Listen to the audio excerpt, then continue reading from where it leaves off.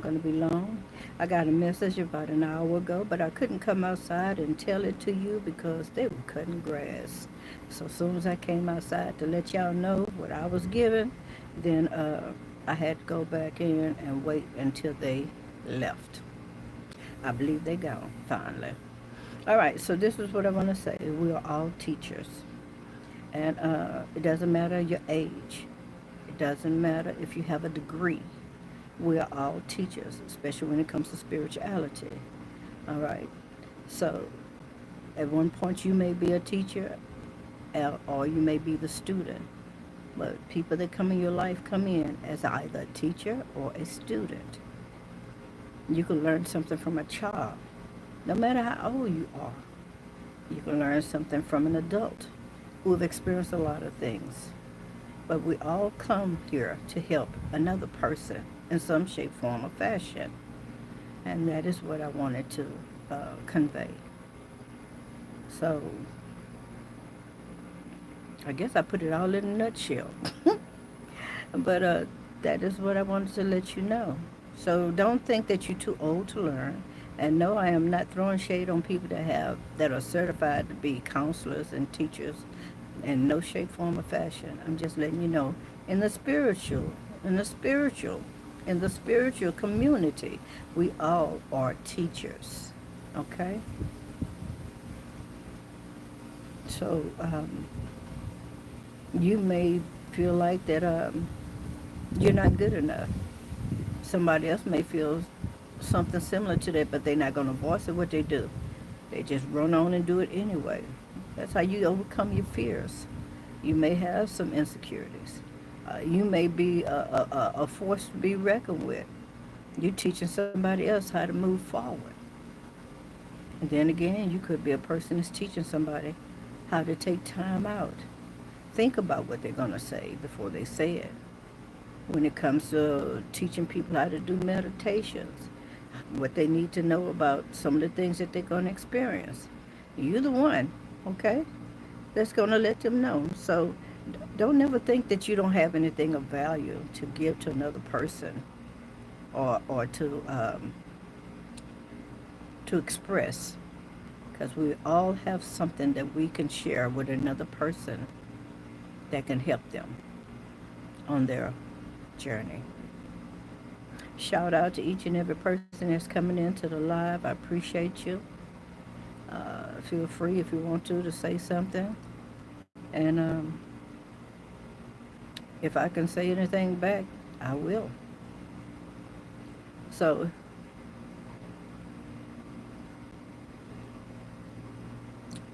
here's an example.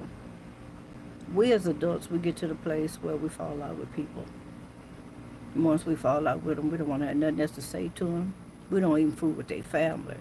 This is something that's been going on for many, many years. Especially if you got any Creole in your DNA, in your family. That's something that's taught. If they fall out with one, they fall out with the whole family, especially if they know that they do magic. All right? So I'm just letting you know.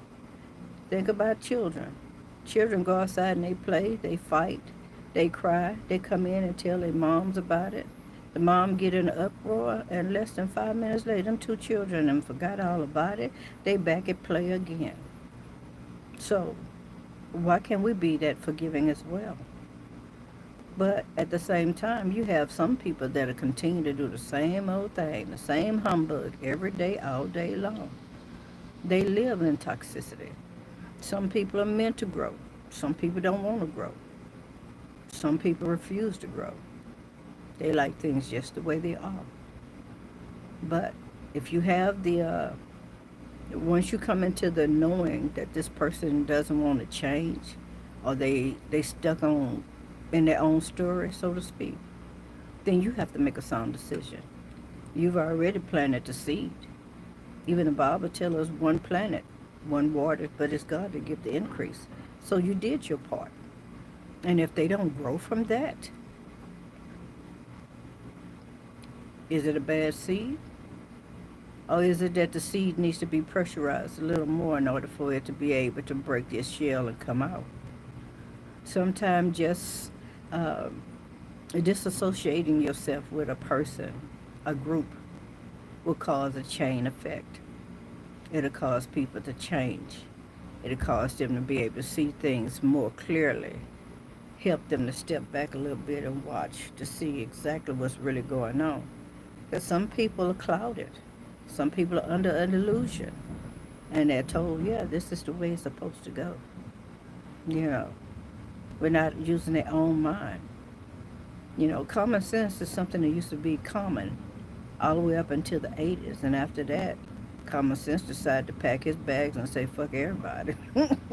You say, I keep trying to give you common sense, and you want to be stuck on something else, so I'm going to let you go ahead and experience that. And so some people have to go through hardship. They have to experience that in order for them to be able to learn or grow from it. Let's talk about a person, all right, two people. Let's say there's two people that live together. They was best friends for years. They decided to get a place to live together. One of them is very tidy, the other one is not.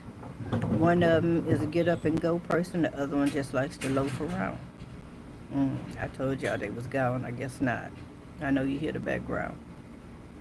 So here it is, the one that's always uh, uh, presenting tidiness, getting up early, doing exercise, always on the go, you know, just motivated.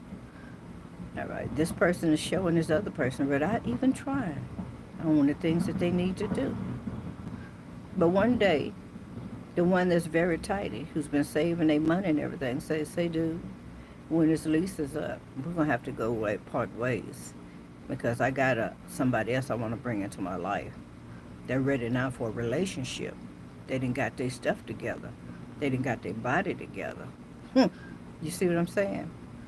Now, the person that wasn't doing anything but just loafing around, just letting time pass by, this person is in a position now where they try to figure out where they're going to go, what they're going to do.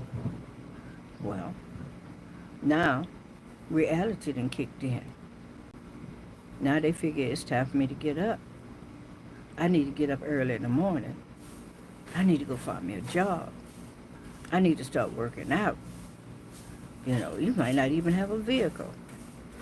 Let me just start walking where I need to go. That's the first part of starting to get yourself in better shape without even realizing that this other person was actually teaching them how to be a better man or woman. So it's not always about what you say. It's about how you live your life, how you show others, how you present yourself to others. And that can be a big impact on another person's life, many people's life. But never say that you want to be exactly like another person. I've said this in many videos in the past because you don't know what that person had to go through to be there. You don't know if this person, you don't know what they went through.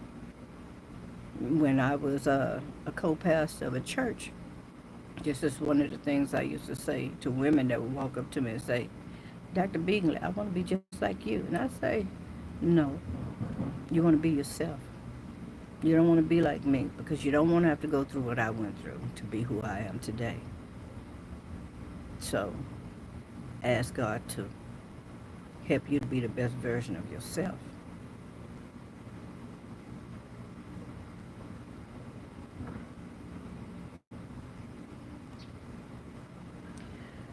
You could be an amazing person and be lazy.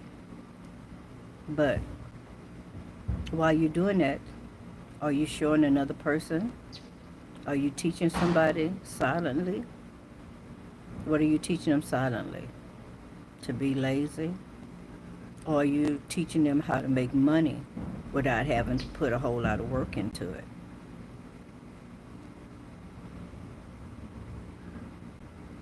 Think about it.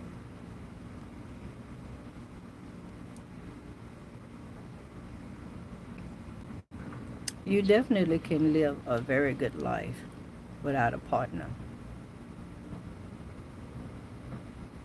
especially if there's a spiritual calling on your life, because you won't have any interference of another person, and you'll be more freer to do the things that God has called you to do. You'll have more liberty to be able to express yourself with your creativity.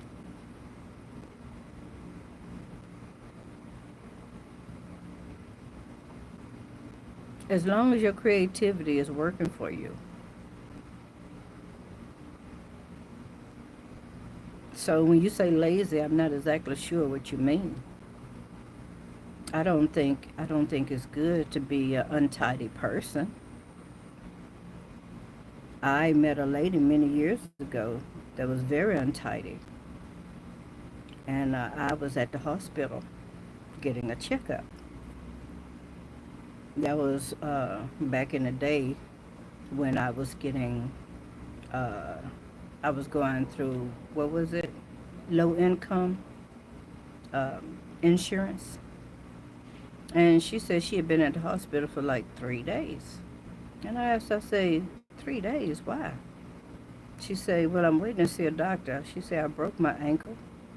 She said, I'm not a very clean person. She said, my house is really junky and I tripped over something that was on my floor. And I don't have insurance, so I have to wait. By being a tidy person, you already know what's in front of you. If the lights went off and it was pitch black, you would know where to walk.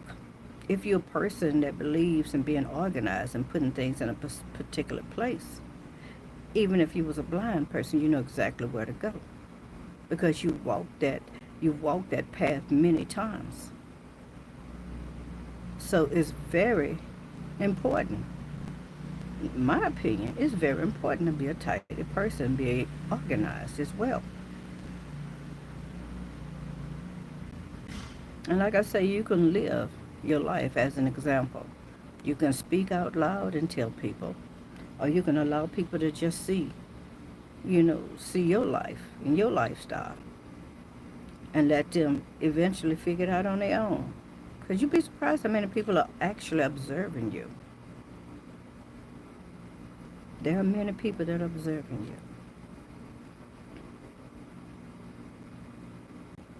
Hello, Andrea.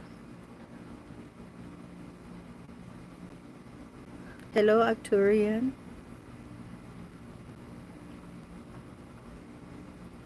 Shout out to all my beautiful sisters and brothers from another mother. uh, it's getting humid. I don't know if y'all can see the pristine on my face. It's getting ready to do a little raining, I'm told. But I believe so because I can feel a little pressure as well. And I think that's why they came out and cut grass a day before time. But anybody that know anything about grass or any kind of lawn work, if you cut the grass before it rains, it comes back faster.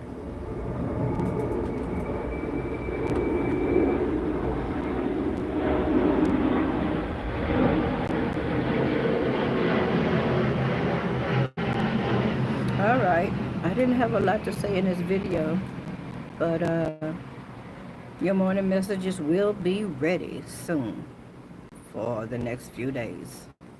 See you in a video. I love y'all. And if all goes well, we will come back and do another video later.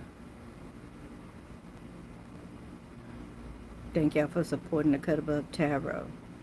Don't forget to like, share, subscribe, and comment. Double tap that screen so other people can find this video and other videos.